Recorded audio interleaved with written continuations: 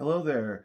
This week in this email, I wanted to start it off by just talking about menopause as a natural transition and using the caterpillar to the butterfly as an analogy. Really, like one of the coolest analogies and examples in nature of metamorphosis, right? Of a transition. And I think it's interesting if you think about uh, how crazy that is, right? A caterpillar going into this cocoon and it has like what's happening in the cocoon, right?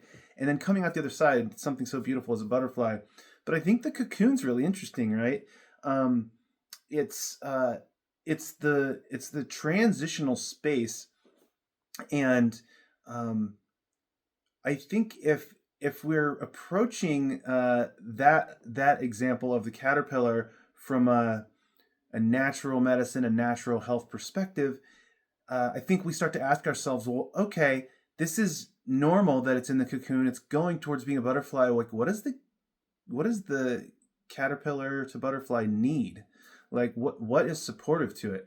What can I do that gets in the way of the process? I don't want to do those things. What can I do that helps the process to move along smoothly so that doesn't come out as a butterfly and there's a wing messed up or something, right? It's just kind of an interesting sort of thought experiment, right?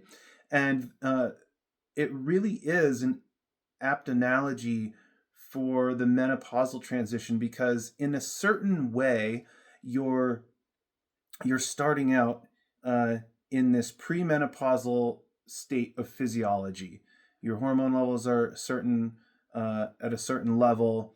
Um, the body like those are the years of fertility if you are able to conceive and you know your gut functions in a certain way and just so many different things are happening in the premenopausal years. But then if you look at the postmenopausal years after you go through menopause, and particularly you know some handful of years usually after you actually hit menopause, there's a kind of a new way of being. Like it really is a transition, a transformation that happens, and like now your hormones are different, your gut is different, your muscles are different, your metabolism's different, all these things, right? And so from the analogy of the butterfly, your years of perimenopause and menopause until at some point when you're in postmenopause and you know hot flashes stop and the main symptoms that you might be having from menopause uh, cease. That is like the cocoon, right? And so I ask myself as a naturopathic physician, I ask myself, what does the female body need to support this natural process? What can I? Why are the symptoms there? And how do I help to ease those symptoms and also do it in a way that's supportive to the process and not suppressive and getting in the way so that ultimately you can come out the other side, the butterfly, right? Uh, Healthier than you started, perhaps, and setting you up for success, for vitality, and mental, emotional, and physical health in the third stage kind of your life, those decades after menopause. So um, I think that the other interesting thing about the butterfly example that shows us, and I've seen this so much, this is true across the board for healing.